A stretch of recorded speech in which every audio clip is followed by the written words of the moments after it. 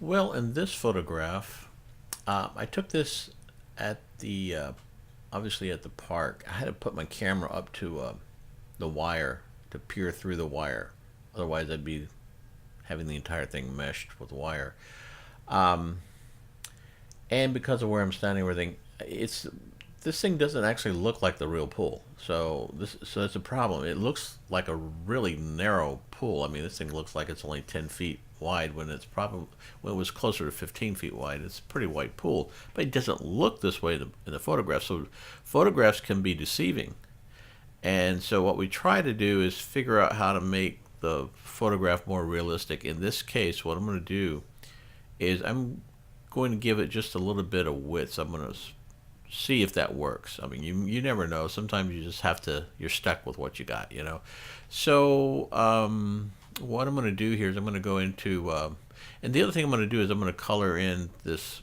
I'm going to add a little deeper color. I want this photograph to pop, and right now, it's not popping. We've got some really light sky back here. That's not popping. Uh, and there's a reason for this. You know, this like when I took this picture, the sky was a lot darker blue than what's showing up here. And the reason for that is the way a camera works.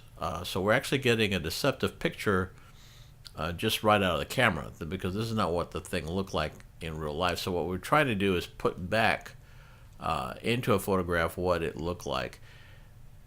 At the same time, we want it to pop, and so we can do that with some of the tools in here in Photoshop.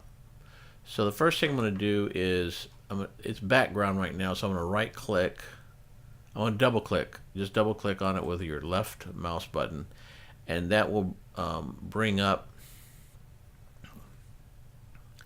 an option somewhere. All right, it's on my other screen, so I'm going to pull this over here, and it just basically creates a new layer, and it's creating a from a background to a layer, which is what I want, because you can manipulate the layers, and backgrounds are pretty much they're much harder to manipulate and change. All right, now the next thing I want to do is I want to make some copies of this because you always want to kind of have some protection to your work, and you can always uh, turn these copies off and then play with them later, depending on what we want to do here. So what we'll do first is again we're going to highlight just by clicking on this one layer, and we want to stretch it first. So before I try to do coloring, I want to stretch it and kind of get the size where I want it.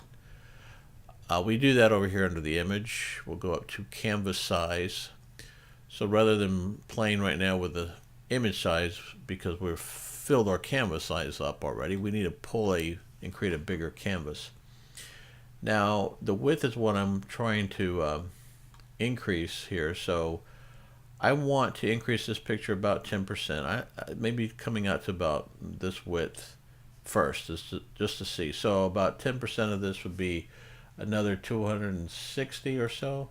So let's say this is 600 here that we're dealing with. So I want another 306. So that's 900 minus 5. So 850 would get us to about 10%.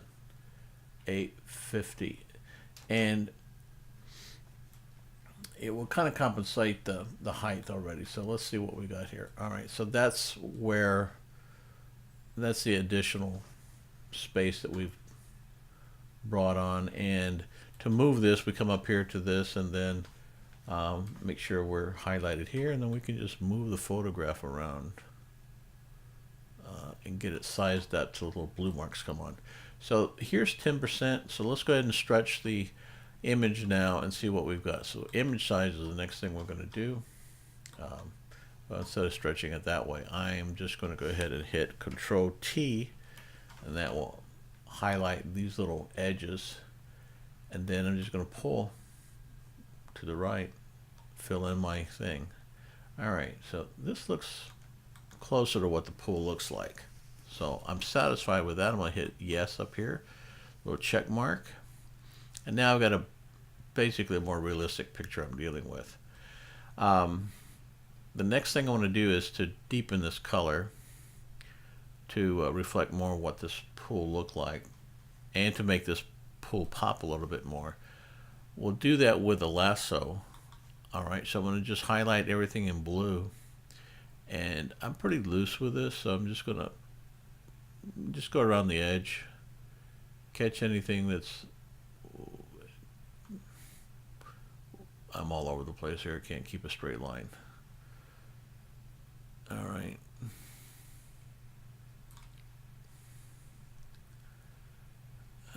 I let my mouse out, so let's try this again. All right, I'm going to start right here.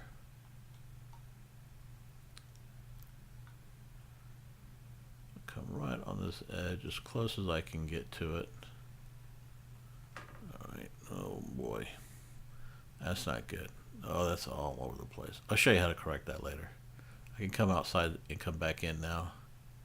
And come back along there, along that back, and back up here along the front to about right there. All right, so now I've got that. And now I can come up here to kind of manipulate this where I've made some mistakes here. I'll come up here and highlight this quick selection brush. And I don't want this, so I'm going to hold down my Alt key, and that will start to erase what I don't want. And I'm pushing this line off of the edge of this pool. So I'm going to hold down my Alt key, then I'm going to hold down my left mouse button and push this out. And of course, it just kind of erases that off the edge. Now I want to capture this blue that I missed, so I'm just going to come back here. I'm just kind of start right here where it is correct. I'm going to try and make another line to add. Oh, went off again. All right, add that back in, and then I'm going to add one more layer right in here, right where I missed, and then back here. So you can kind of correct this. You can also enlarge this photograph to pick that up. So you can hit Control plus sign, the control and then the plus sign on your keyboard, and that will just enlarge this, and you can get really, really close. But but this line is feathered. So if we right click on it right now, and we come up here to feather, we'll see it's feathered right now to 10 pixels, and that's usually what I work with in all of these photographs for doing this kind of work. Okay, so now we've got this highlighted, and the little mice, the little ants are dancing around, and so what we can do now is manipulate anything inside this area. What did happen was I missed that, so I want to come back in here. It popped it back off, so I want to add that back in.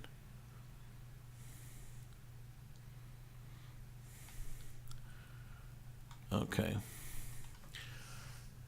and add that one back in as close as we can. Okay, now what we're going to do is come back in here to this little round circle down here, and we want to go into hue and saturation. We want to play with our blue color, so we want to drop that down and hit our blues, and then we want to add some deeper colors there.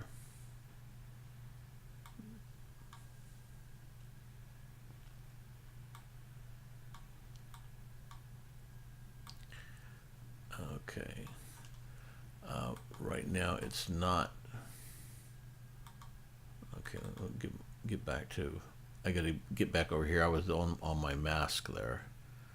All right, let's see. All right, so it's basically what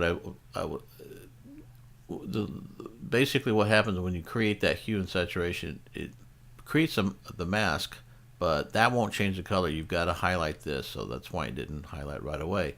So just click into this the round area, and now you can play with your color. So let's go back to blue again. Well, let's go back to master. There we go. It's not the blues on this one. All right, so that just deepens the colors, and You can play with your reds too, because that will affect the blues, and you can pretty much get exactly what you want. So this kind of blue right here is kind of making it pop a little. I don't want to overdo it, but I do want it to pop. All right, so I think right there is probably where I want it. You know what? I want it to pop a little bit more. So I'm going to go a little bit deeper, and then that's it. All right, so we've deepened the color of the pool now by doing that, and then the last thing I want to do is I want to also replace this sky with another sky. So I've saved a picture, a sky picture. You can go online and find out. Just put a Google search for sky background, and you'll find all kinds of skies to choose from. Now I've already loaded one. I've opened it up over here. I think it's nope. I don't have it here. I have it down here. So I do have it as a layer down here, which usually, I mean, if I open the whole sky, I'm just looking at the sky, and I can just pull the sky. But you can also take from other pictures. So we might as well learn how to take something you've already been working on. Since this is the sky I've already been setting up for this day, that's the one I want to use. So I can come in here and hit highlight the level where the sky is at. Come over here and hit this arrow button, and that allows me to drag this sky off and stick it wherever I want. So I'm going to stick it up here, drop it in here, and now I've got a sky in here. Now if I go back over here, you'll see it didn't take it. It didn't take the sky away. So it's just basically made a copy of it and stuck it over here. So this is why you can share pictures, and just makes it go a lot faster. Okay, so I don't need a whole lot of space here. I just need to have some blue back in here. So I'm going to kind of form where I think that is. So that sky's right there. I'm going to put some blue in there, and I'm just going to use this blue. All right, so I'm going to bring this down and put it behind this layer. So now it's sitting there. And all I have to do now is remove this blue color from right here. So to do that, what I'm going to do is I'm going to click back on our working layer, and I could do this on a whole nother layer, but I don't want to confuse you. So we're just going to go back into the same layer we're working, and just continue here. So the way you do this is you right click out here in the space area, and that's going to open up our blender. All right, so we can come up here and go to blending options. All right, now that we're in blend mode, we'll change the blend if to blue. So that's what we're looking for, and then we can start to pull back. Now, well, I'm going to ignore all this because I'm going to put all this back. And the way that I'm going to put that all back, hold on one second. Before we do this, let's cancel out of here. What we want to do is make a copy of this, because we need another copy of this with a darker blues already, so we can just pop it back on top of this, and you'll see what I mean in a second. So let's duplicate this layer. Duplicate. All right, so here it is, and I will just unclick it for right now and go back into what we're working on. Okay, so what we'll do is to right click again to bring up our blend mode, and now I will do the same thing. I will pull the blue blend mode out and then start to pull that sky out in the back. So I just need to get it out to the tree. So it's almost made the right blue. So what it's done is it's erased it, and it's showing me the sky that I put in behind this thing. In fact, you can see the rest of the sky down here that is this layer, because it just opened it up. That's not the final color I want either. So, but that's where we're going to start. Now, what I'm trying to do is get this little. What I want to do is get this little white outline against the trees, because that looks fake. So we have to adjust this tab right here, and we do that by holding down the Alt button and clicking it, and that will allow us to separate this out, and we can pull this off to the right, and we can pull this off left, and then we can pull this off to the right, and then we can kind of manipulate that up there until it gets to where we want it to be. All right, so I'm going to pull this back in. You can see it disappearing up there, back into the trees. All right, and then right there. All right, so all we had to do is just kind of bring everything off to the left a little bit, and we're there. So we've got the deep color. Now it's too deep, obviously we're gonna have to change that, but all I'm trying to do right here is get this tree line where it looks right, as natural as possible. It never looks perfect, but this is really, really close. All right, and for what we're doing, this is all we need. So we're gonna leave that. All right, now I want to get rid of all of this stuff that's bled through and get this back to where it should be. So to do that, because I've made this other copy, I'm going to turn this back on, and now we're looking at this basically back, kind of back on, but it also covered up this back here. So all I have to do is kind of erase this part in this photo. All I have to do is erase that little bit. All I have to do is erase this little bit right here out of this photograph, and then it allows this one to shine through and to show through. All right, so to do that we use layers. Masking. We're always using masking a lot of times to do this. So we'll come up down here and hit this little rectangle with a button, and that puts a mask on it. All right.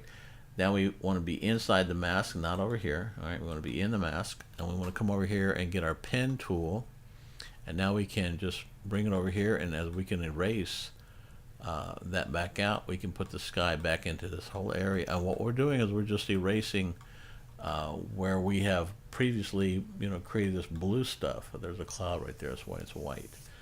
Okay, so that creates. So that's fixed it. Now. The next thing we want to do is to lighten this sky, because that's really too dark. So we want to come down to our sky layer and lighten it. All right, so a lot of different ways you can do that.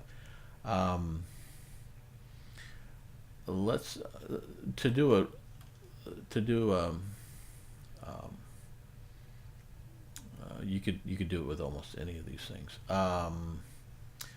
But I think what I'll try first is we'll go to vibrancy and try to do it with lowering our vibrance and see.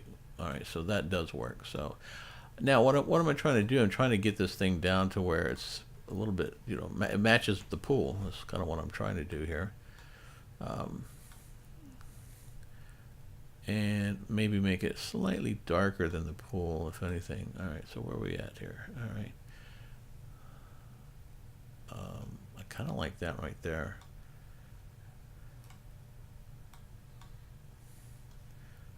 And I'm going to add one more just to show you that you can do your brightness and your contrast. So we can darken it. We can take some of the brightness out, or we can add a little brightness to it. All right, and that makes it a little bit better. Okay, contrast.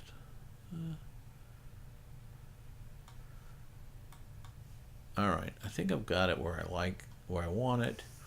And now let's take a look at before and after to see what all of this stuff did. So to do that, we create a group. We'll group everything we've changed into one little group. That way we can turn it off and on.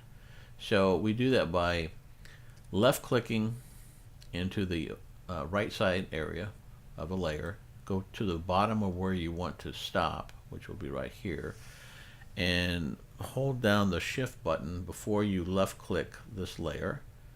All right, and then just left click, and it highlights everything up to that point. Because some photographs, rarely in mine, but I mean there could be a really long list of these things. All right, so once that's highlighted, we come up to this little hamburger, open that up, and new group from layers is what we're going to select, and we can just put a default since this is the only group there. Now everything's in there, and we can manipulate this on and off. So I'm going to turn this on so we can look at the before picture. But right now this is on top, so we don't see the before yet until we turn this off. Then we can see what it looked like before. So there it goes. All right, so massive difference between that and this. So this photograph pops. It doesn't change anything. Even the reflections of the trees and everything is still the same. And this looks closer to what I was looking at that day that I took the photograph. And so it actually, we're manipulating this to get it right back to closer to what I was seeing on that day. So, but the most important thing also, besides that, is the perception of this, but being a little bit wider too, to add to that of what I was seeing. But the most important thing, of course, as I was about to say, is that we want the photograph to pop. And so when this is in a list with other photographs, this will pop. So that looks very plain now. So that's the difference. Now I can save this back to my file as a JPEG. So we can hit up here, we can hit save as. We'll change this to a JPEG back in here. I'll add just E to that, meaning it's been edited, and I can save it. But always put this on high. And it's done.